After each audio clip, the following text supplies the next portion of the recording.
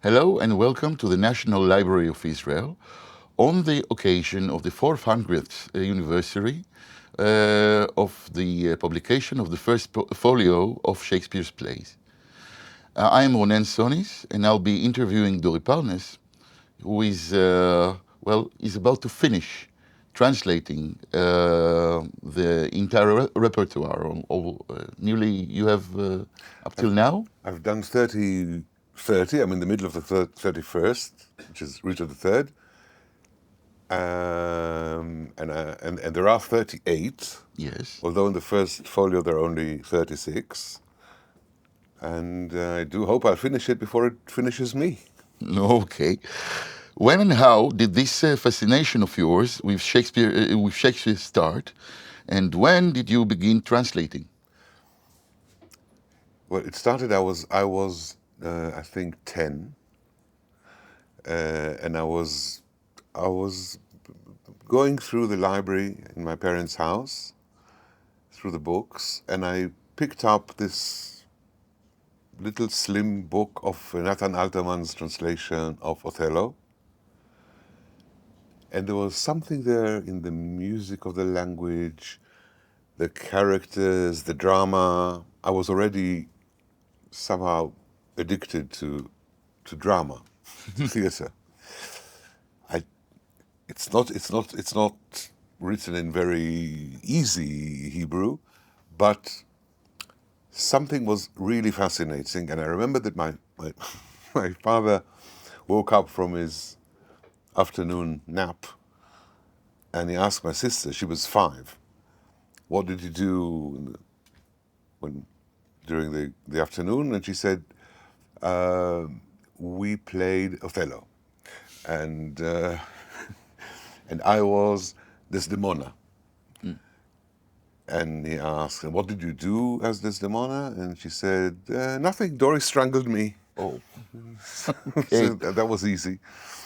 And since then,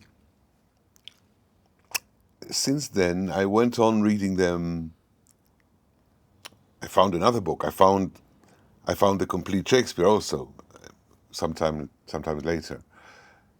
in the English language. In English, and I read it, and no, it was very difficult. The language was very difficult, but there was something in that music, in those sounds, and I could understand it through Charles and Mary Lamb, the stories. And at one point, I had a very good friend. That was years later. And he said, maybe we can read, just for ourselves, Shakespeare plays. And we started reading them one by one. It was difficult. And I was already working in the theatre. While we started reading them in English, I suddenly felt as if I started translating them like a simultaneous translation for him, line by line. And suddenly, as I was doing it, as we went along, I suddenly felt that I feel some sort of tone that I found during the reading of the English and rendering it into Hebrew. As if I find a tone that I always felt missing in the old translations.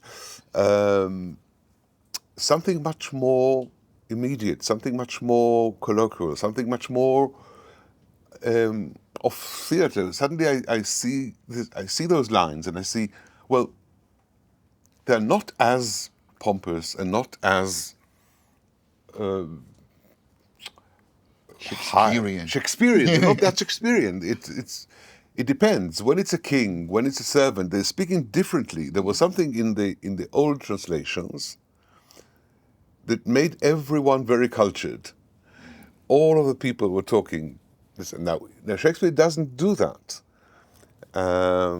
He has so much characterization through language and if you follow it really faithfully, with the barrier of thinking, yes, that was like high language of his time, that was low language of his time, but it was of his time. And why should it sound historical? I mean, it is for a living audience. So we went play by play. We've done, I think, 25 plays like that, with me translating simultaneously, not with the rhymes and not with the meter, but somehow it came alive. And after that, I decided I'll do for myself King Lear. To try. And I started King Lear, and I did King Lear, well, it was the first one. And immediately, that's a common... That's the third translation I did of King Lear. It's the third. So because that's also a story, because King Lear is one that I translated, I think, 4 times. And it also depends, you see, it also connects with the thing of the folio itself, in a way. Because the folio is a collection of 36 plays, 18 of which were published in the folio for the first time. They were not in print before that.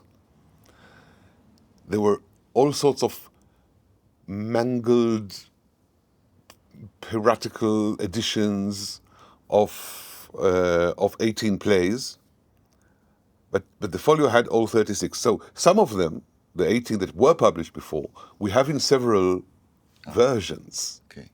We have in the quarto editions, the folio is one big page folded to once, and the quarto is folded twice, with these short, small books like this. So even in his time, there was not one definite version of a play. There was the first quarter, the second quarter, sometimes the third quarter, sometimes what's called the bad quarter, the good quarter, and you don't know who really did, and what is the definite text. Especially in King Lear, it's very obvious, because there are really 2 versions, quite different. Sometimes it's to do with the theater itself, when they made cuts in order for the show to be shorter. Sometimes it's probably additions that he added These during... are manuscripts that were held by the actors themselves, usually. Probably it was called the prompt text, the one that the stage manager had, the one that Shakespeare gave to the theater. He worked with one company all his life, the Chamberlain's Men, which became later the King's Men. And sometimes it's probably based on the working text that the theater had. Sometimes we depend on additions that private people did, maybe from memory. So in King Lear, in what I did with King Lear in the beginning, I did a version when it was in sort of rhythm and meter, but I was not fanatical then about the iambic pentameter. I didn't do da-dum, da-dum, da-dum, da-dum, da-dum. I did da-da-da-dee-da-dee-da-dee-da-dee-da-dee-da-dee-da-dee-da-dee-da-dum. Sometimes 8 to a line, sometimes 7, sometimes 6, but it was all the time in iambic, but not always. You always talk about it as if it is a piece of music. And I wanted to ask you later, perhaps, is there any connection with you being also a composer? Of course there is. Of course there is. I'll say it in a minute. But I'll just finish the story with King Lear. The second time I did it was when I suddenly realized that especially in the first scene, and it had connections with the rest, but especially in the first scene, there's a big difference when he says us as the king, when he speaks in the royal we, and when he says I. And I didn't pay attention to that the first time. That was a very good lesson for me to be so all the time precise, to to go to the minutest details that he does. Sometimes in several translations that I've seen, there's something generalized. And I wanted it to be very, very, very specific. And you see immediately that there's a dramatic reason when he says I and when he says we. Like that was the second time that I did King Lear. Then I prepared this version for the book, and then I turned it into iambic pentameter properly. Then there was a very funny story, because then there was a director who came to direct it in the Kammery Theatre. He was a Georgian director, Robert Stua, a very great director, but he made his version from the Russian, which he translated to Georgian, and he edited the play in a very radical way. Put scenes from the beginning and the end. One line that was in the Act 4 appeared in Act 1. And what the translator from the Georgian versions did was take this play, my translation, and did a copy-paste thing according to the Georgian version. Okay. But it made no sense because of the meter. Suddenly the meter was gone entirely. And so you couldn't understand why these people are talking this strange syntax if there's no music to do it. So what I suggested to Robert Sura is that I'll do a new translation of this version. So there were like 4 versions of King Lear. It's still a work. I mean, it's a classical play, but it's still a work in progress. About the music, the connection with music. Well, first of all, it is music. I mean, it is music because it sings, and sometimes he makes wonderful games with the sound of it. Like in Henry V, there's like a bit with, which I didn't translate yet, but there's a bit with when the chorus describes the 2 camps of the enemies before the night of the battle in Agincourt, and every word has an S in it. So you hear the whispers, in the night. So he plays with that. Or when Coriolanus curses the plebeians, he says, "You common cry of curs." So you have all this the common cry of curs, which I did like knufiat klavim niklim. Wonderful. Because I thought that the sound is very important. Actually, the connection between music properly and text started when I was really a child, and I was studying piano, and I was exercising, and at a certain point, I don't know, I was bored with the exercises, so I went on playing, and I put on, instead of the music, I put a book that I was reading on the piano, and I played it. I played the book like a silent film. It was a silent book. The music for now he goes, now there's the drama, now they fall in love, now they're entering the cave. So I was reading and like a pianist in a silent film. Yes, and playing the book, and I think that's how I started being a musician for theatre, because that's what it really helps me there to create atmosphere, to go with the drama. And all those things go back into the text. And you also performed Shakespeare in any way as an actor? No, but I love reading aloud, reading it, and I just go to people, grab them, and say, "Come, hear a play." And Yes, I suffer from the same condition. I have now a group in Afeka, very nice people, once every 2 weeks, and I go there and we read. I read aloud a play, and then we discuss it. But there's something in the way I'm not an actor, but I think I can indicate very well to actors Okay. how to read it and how to find the little nuances in it. Okay. And especially, you know, he has lots of things that he plays with rhythm. And he also has, it's very interesting for actors, because in the writing, he has, Shakespeare didn't write stage directions as such. He doesn't say, I mean, like modern playwrights, they write the name of the character and then they say he smiles, or he goes, he takes the glass of whiskey, thinks, bangs the table. All these things he doesn't write. He writes only exits and entrances. Sometimes he writes, there's music, sometimes he writes, there's a battle. There's one very poignant stage direction that he does. It's in Coriolanus. He says, Coriolanus looks at his mother and is silent, doesn't speak. And then after the silence, he says, "Oh, mother, mother, what have you done?" But there he wants silence. Usually when he wants silence, he doesn't write it as a stage direction. He does it as a short line.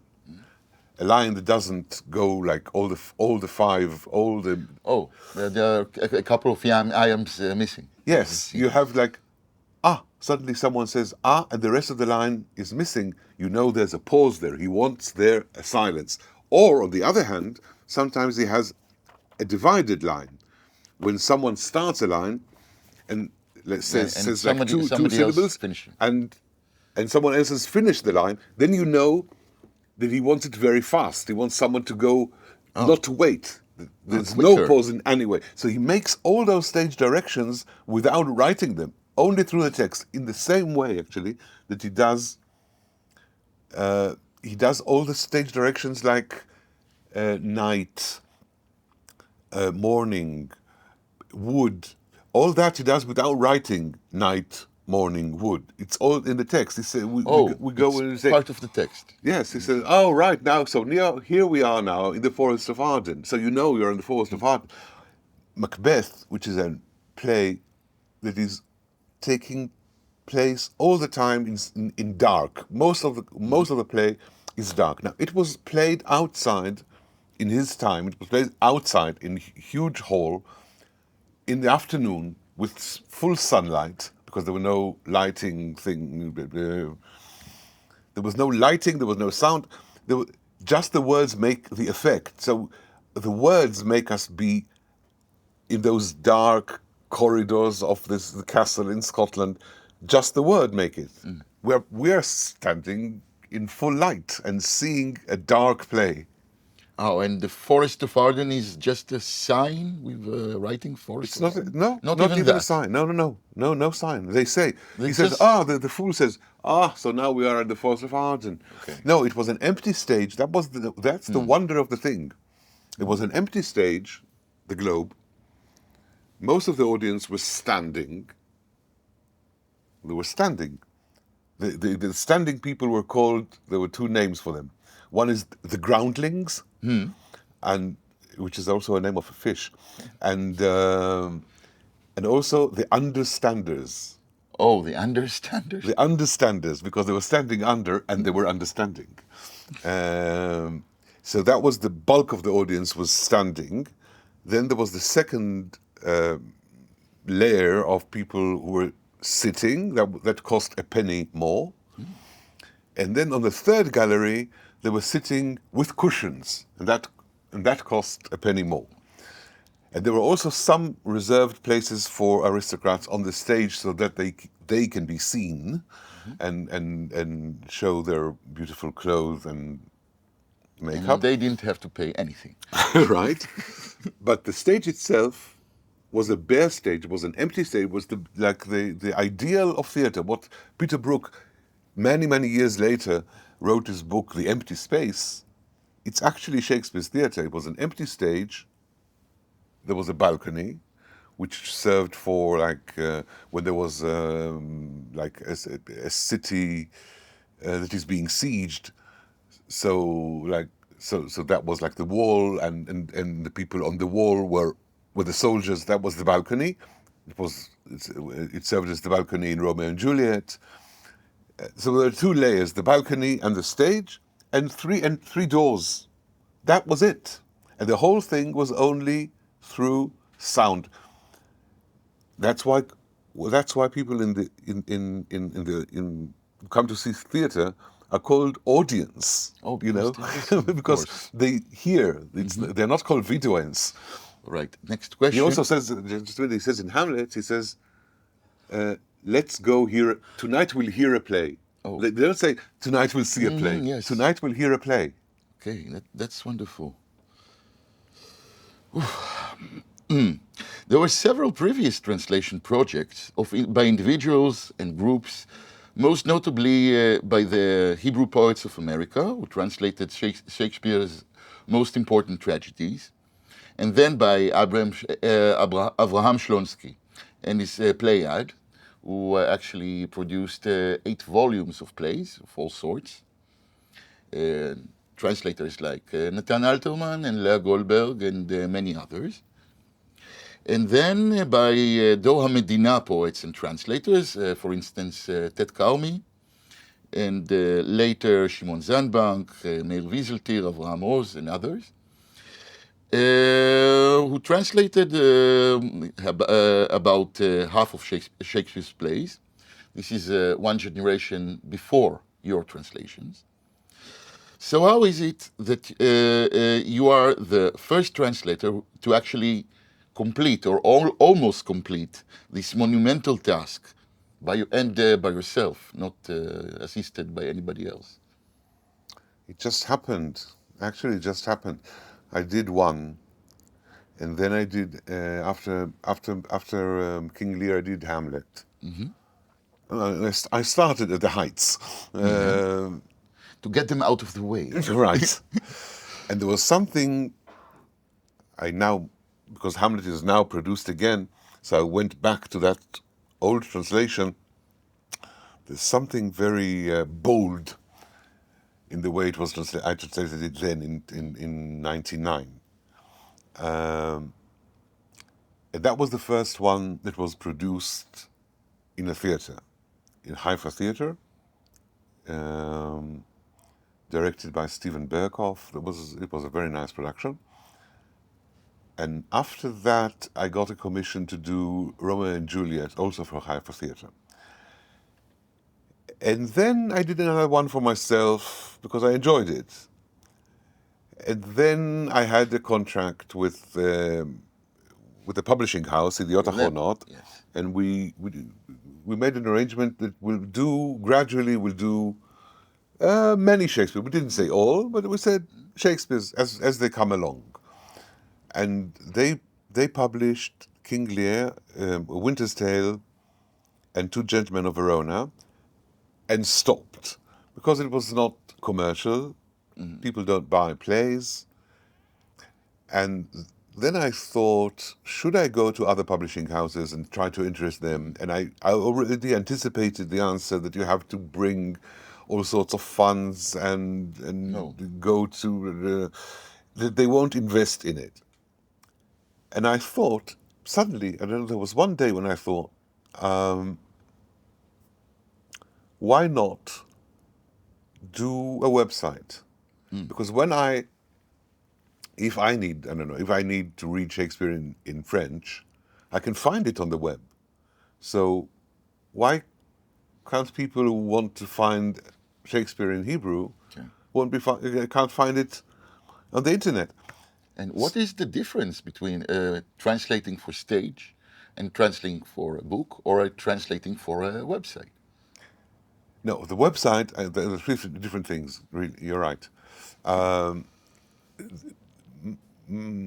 website actually became my boss because after I did like 10 or 12, suddenly I felt that I need to every like twice a year add another play for the website to live. So suddenly it became An my implicit slave deadline. driver. Yes. Yes, you're slave driver even. Yes. Wow. I'm working for And people my were website. expecting a new play every half a year. Many people, especially in acting studios, in universities, in schools, study from it. It's free for all. Yes. I mean, they can enter it. They can find every play that I translated in it. They do all sorts of scenes, and they understand that it's suddenly accessible in both ways. Accessible because they can access it, and because it's Hebrew that they can understand. Oh, and even more, you add some links underlined words with links. Yes, I So also notes and notes, and you can things. search, of course, the right scene, and even Yes. in the entire corpus. Yeah. But the main difference, I think, from a book to the stage is that it is translated for the ear. Okay. It is translated for the ear, and for the ear that hears it for the first time and once. You can't go back. You can't go to the previous line and read it again and think about it and research about it and look at the note underneath to say that this refers to I don't know one of the gods in the Greek mythology no, you can't do that, because if you do that you already lost half of the play, because the play goes on. So it needs to be immediate to the ear. So things that are that were really understood then and are not understood now, I have to find some way to make them relevant or understandable, to find an equivalent for it. But how far can you go? For instance, you can't put something, from Israeli No, I reality don't. instead of No, Shakespeare, of no, course. no, I don't. No, but something on the easiest level is not it's not saying by Mars, but saying by the god of war. Okay. Because if you said then Mars, everyone knew that Mars was the god of war. When someone swears by Mars, you understand what he says. If you say here by Mars, it's from the world of Sheshbesh, it's from the world of the month Mars. So I say by the god of war. There are more radical examples, but I'll think about them. But the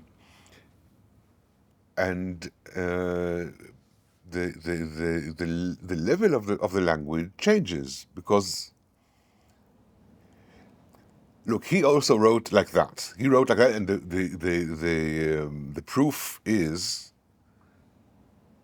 that he didn't bother to publish in his lifetime. He didn't bother to publish at all, not in a book, and not. His rivals could perform his plays without even mentioning him. Yes, so there were like piratical Yeah. editions, and people wanted, and people read it, and some of them were very popular and were bought. But he didn't bother with that. He did bother to publish his sonnets, I mean his poetry. He did, but the plays were really for performances. And he even sometimes you read the folio, you see the folio, which is a wonderful object, not only a book. It's a wonderful object. But when you see the play, sometimes he even forgets the name. You see a theater man in work. Sometimes he even forgets the name of the character. He says, "Here enters William Kemp." He says the name of the actor who comes in instead of the name of the character, because he wrote for a. So his name was immortalized that way. Yes. Wonderful. He wrote for a fixed company. There were like about 20 actors. They all appear on the first page of the folio. There's the list of the actors. So they were it's all part of a theater enterprise. It's not literally. because he was so great and so amazing and so popular in his time, he got this honor of having this collected works published. He was the first playwright to I have have to a ask folio. you, do you believe in, there is this Shakespearean problem, these Shakespeareite... Conspiracy. Yeah, the conspiracy.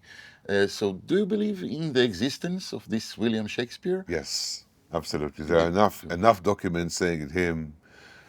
That, you know that he was an actor in the company. You know that he bought shares in the company. He was William Shakespeare.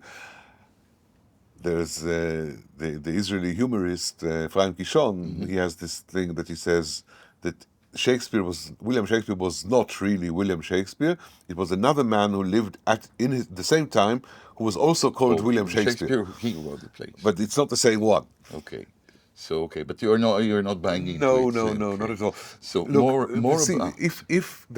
most of those theories of the conspiracy are really, I think, based on, how shall I say it, English snobbery. Oh, Yes, they can't believe that someone from the countryside, from Stratford, with no education, who didn't go to university, wrote these wonderful things. So they apply it to the Southampton and to Queen Elizabeth and to Marlowe and to all sorts of people who are educated. But Shakespeare was there. He was there at the palace, and he was part of the Chamberlain's men, the King's men. He knew the aristocracy very well. And how come that those people, the aristocrats who supposedly wrote it, how did they know about sheep shearing, all the things that he writes that are very of the countryside, and the slang of the countryside and the jargons and all that? They couldn't know that. He knew that because he came from there. Okay, so for instance, Marlowe couldn't know all these No. things, and you don't find it in No, Marlowe's you play. can't find it in his writing. The way those people talk in the countryside, all the scenes in As You Like It, the Forest of Arden, in Wintersdale, the festival of the harvest, all the things. Well, the Forest of Arden is near Stratford. No? Yes. So Yeah. it's not a coincidence. Yeah. Okay. I have to ask you more about language. In the preface of his translation of Macbeth, which is his first translation, Wieseltier, Mayer Wieseltier, the poet, wrote that the correct language to use in a translation of Shakespeare is that of contemporary Hebrew poets. Okay? Not make it new, as Ezra Pound said, but rather make it you. Okay? Because if you are writing in the language of contemporary poets, and you are a poet yourself, like Mayer Wieseltier, so okay. So what do you think? Should you translate Shakespeare in the language of contemporary poets such as Agi Mishol, for instance, or maybe even Noam Potom or Roy Hassan? Because that's the other side of the coin. Yeah. I think I think the level of the language changes within the play all the time, so you can't make a very very clear-cut decision, because I think that it should be translated according to the character. Okay. So even I'm trying to, maybe it should be somehow connected to the language of contemporary theatre more than contemporary poetry, but it's more to do with contemporary Hebrew. Hebrew, in a way, is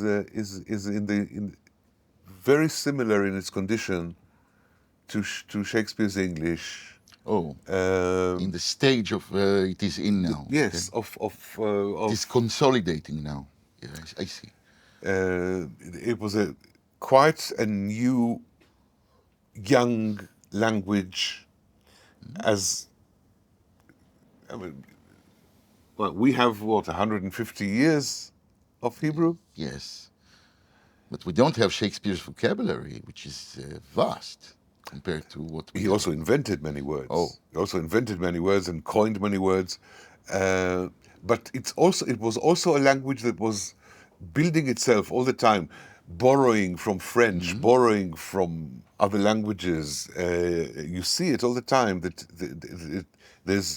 they enjoyed very much puns and plays on words, because it was something almost new.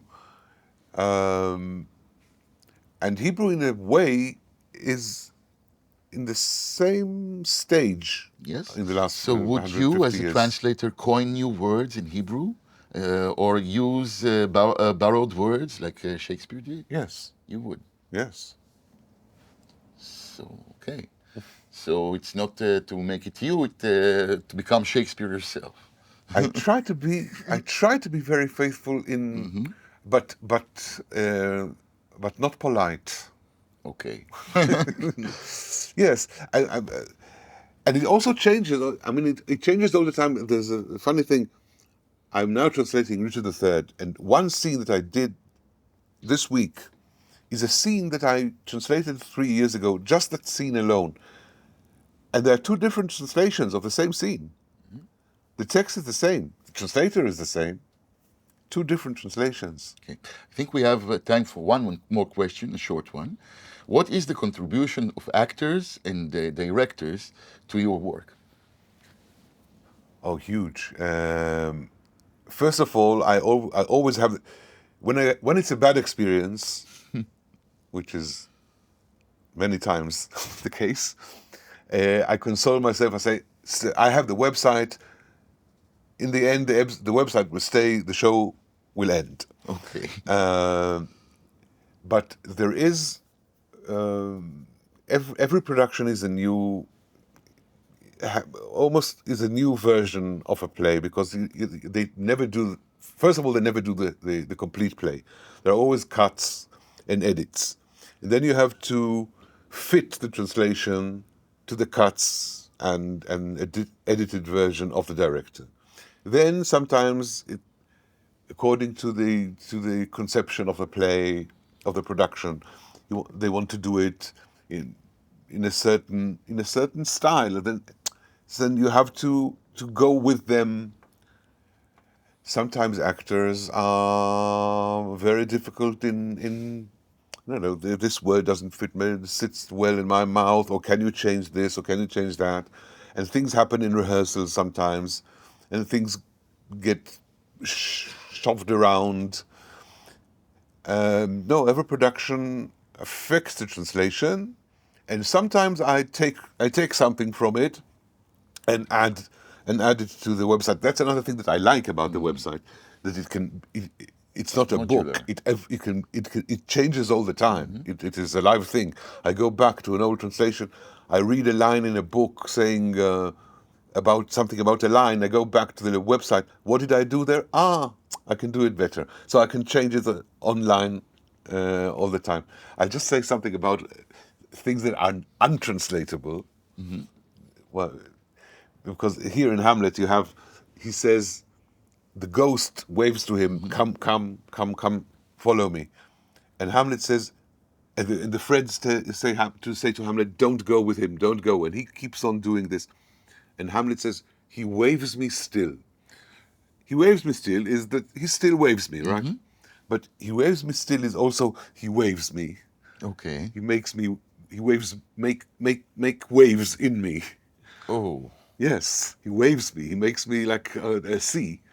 And he waves me still to go, to be silent, not say a word. He waves me to be silent.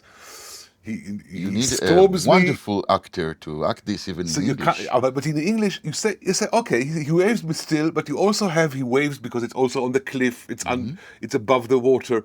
He waves me still. This is all sorts of reverberations that you can't even try to get So to. now I'm curious, what did you do? He waves me still. Just left it. Yeah. That's it. Okay. So I would like to thank you, and for giving me the opportunity also to interview you and satisfy my curiosity, also because it doesn't happen every day that somebody undertakes a project of that. We have only one other example in Hebrew for such a translator. This is Aaron Shabtai, who translated most of the Greek tragedies. Yeah. Right. And well, we deserve more people like yourself and Aaron Shabtai. So thank you very much. Thank you, my favorite translator you are of poetry.